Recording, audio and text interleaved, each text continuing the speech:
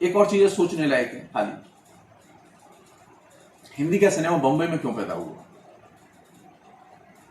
पूरे north India में कोई ऐसी जगह नहीं थी जहां हिंदी का सिनेमा निर्मित करने के लिए कोई माहौल बनाया जा सकता था, कोई जगह बनाई जा सकती थी। कोई तो हिस्टोरिकल वजह रही होगी जिसकी वजह से बॉम्बे में चला गया वो।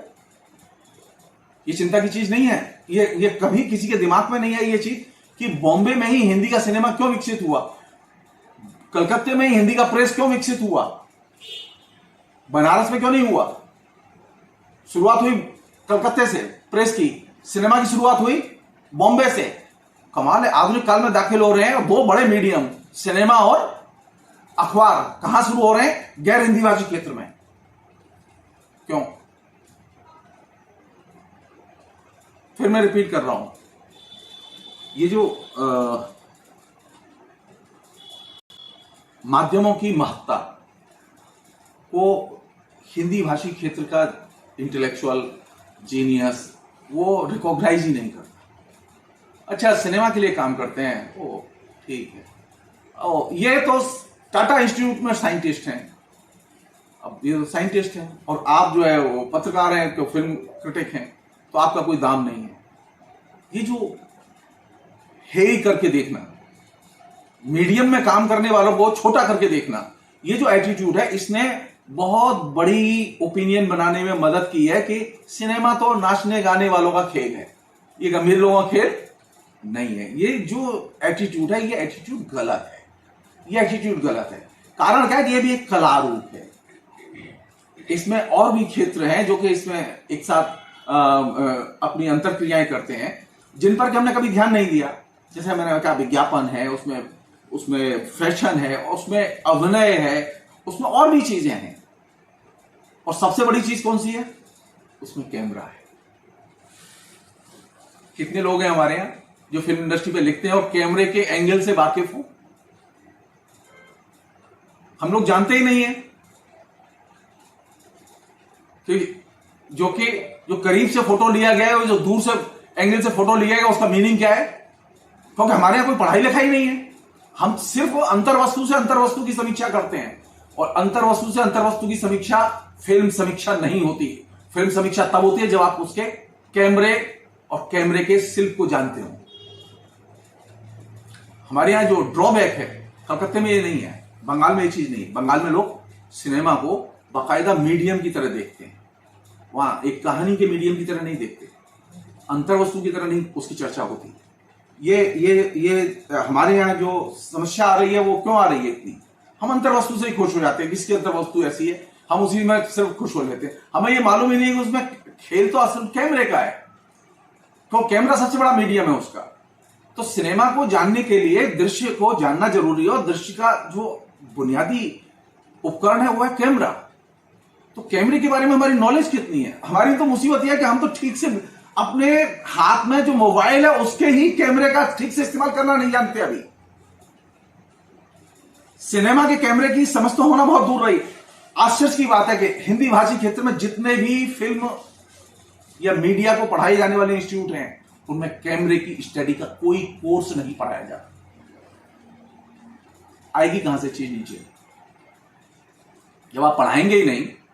आप मीडिया कोर्स बनाते हैं, आप मीडिया पे किताब लिखते हैं, लेकिन आपको कभी ये पता ही नहीं चलता। जैसे रेडियो है, रेडियो श्रव्य माध्यम है, तो आपको अगर श्रव्य कला का अंदाजा नहीं है और रेडियो के एज ए मीडियम उसका अंदाज, वहां श्रव्य महत्वपूर्ण है, वहां शब्द महत्वपूर्ण है, यहां दृश्य महत्वपूर्ण है, तो आपको ये सामान्य सी चीज का ज्ञान नहीं, आप सिर्फ अंतर्वस्तु, कहानी और अंतर्वस्तु, कहानी और अंतर जी नहीं। इससे ना रेडियो समझ में आएगा, ना आपको फिल्म समझ में आएगी।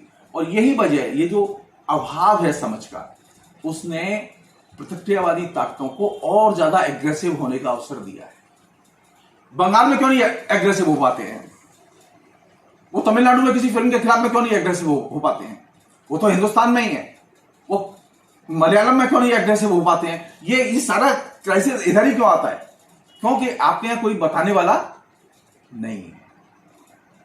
जाहिर है कि आपकी जब ज्ञान पे पकड़ नहीं है, तो हर रास्ता चलता आदमी आपको शिक्षा दे रहा है कि फिल्म तो खराब है जी, वो तो हिंदुओं के खिलाफ है, वो कह रहा है मुसलमानों के खिलाफ है। अरे, और आप कन्विंस है कि वो उसने कह दिया और आपने मान लिया, सरकार ने भी मान लिया, क्योंकि आपके यहाँ कहीं कोई पढ़ाई लिखाई है ही नहीं।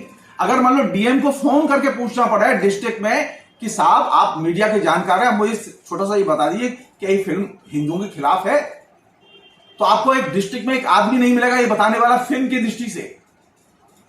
ये कितनी बड़ी समस्या है अपने आप में। डीएम किससे सलाह ले? डीएम तो नहीं जानता फिल्म के बारे में। वो तो बीए करने के बाद में यूपीएससी में सेलेक्ट हुआ और यूपीएससी पास करके वो आईएएस ऑफिसर बन गया। उसको कोई जानकारी नहीं है मीडिया की। जो वहां सूचना सचिव बैठा हुआ उसे कोई जानकारी नहीं है। जानकारी कौन देगा? जो एक्सपर्ट होंगे, और हमने एक्सपर्ट डेवलप नहीं किए। और ये जो जगह है, अच्छा जो एक्सपर्ट हैं उन्हें आप पढ़ाने नहीं देते, उनको आपके यहां जगह नहीं है। अच्छा आपने विभाग ही नहीं खोले, फिल्म इंडस्ट्री खोल दी। फिल्म इंडस्ट्री का उत्पादन सबसे ज्यादा, फिल्म पढ़ाई कितनी जगह जाती है भाई? जैसे आप हिंदी लिटरेचर पढ़ाते हैं, बंगला लिटरेचर पढ़ाते हैं, आप सिनेमा को क्यों नहीं पढ़ाएंगे? क्यों नहीं एक कॉमन मीडियम? अभी आप पढ़ा रहे हैं ना, कंप्यूटर आ गया तो कंप्यूटर लिटरेसी क्लास 4 क्लास 3 से ही चल रही है। वाह कमाल है। लेकिन फिल्म लिटरेसी क्यों नहीं होगी? क्यों नहीं होगी? लेकिन इस पर बात नहीं कर रहे लोग, सवाल नहीं कर रहे। मेरा मानना यह है कि फिल्म मीडियम सबसे पावरफुल मीडियम है, तो उसकी लिटरेसी सबसे पहले होनी चाहिए थी, जो कि आपके यहां शुरू ही नहीं हुई। आप तो एमए तक नहीं पढ़ाते। मैं अपनी ही बता रहा हूं गलती। मैंने इतनी किताबें लिखी लेकिन मैं सिनेमा किताब ही नहीं लिख पाया। क्यों? क्योंकि अब मुझे लगता है कि यार मैं किसके लिए लिखूंगा, मैं कौन पढ़ेगा? ये चीज समझने की कि ये जो एक वैक्यूम पैदा हुआ है ज्ञान का, कि सिनेमा को हम प्रॉपरली देखने का हमारे पास में न तो सैद्धांतिक कोई उपकरण है, न सैद्धांतिक दृष्टिकोण है, और न लोग हैं। तो वैसी स्थिति में जाहिर है कि हर गुंडा चला आ रहा है वो हमें सिनेमा के बारे में ज्ञान दे रहा है। दिक्कत यहां हो गई है, अब हर गुंडा एक्सपर्ट है सिनेमा का, क्योंकि सिनेमा के एक्सपर्ट अवेलेबल नहीं है। यह चीज आपको सूरदास के संदर्भ में समझ में आएगी। सूरदास पर आपको बोलने के लिए 36 हिंदी के टीचर मिल जाएंगे, तुलसी पर बोलने के लिए 10 टीचर मिल जाएंगे, लेकिन सिनेमा पर बोलने के लिए आपको 2 लोग नहीं मिलेंगे। पूरे हिंदी भाषी क्षेत्र में 2 लोग नहीं मिलेंगे। ये रियलिटी है। और यही वजह है कि जो सिनेमा विरोधी ताकतें हैं वो पहले भी थी, पहले वो हाशिए पर थी, अभी वो सेंटर में है। बहुत बहुत धन्यवाद जगदीश्वर। आपने बहुत सारी बातें संक्षेप में और बहुत स्पष्ट तरीके से रखी।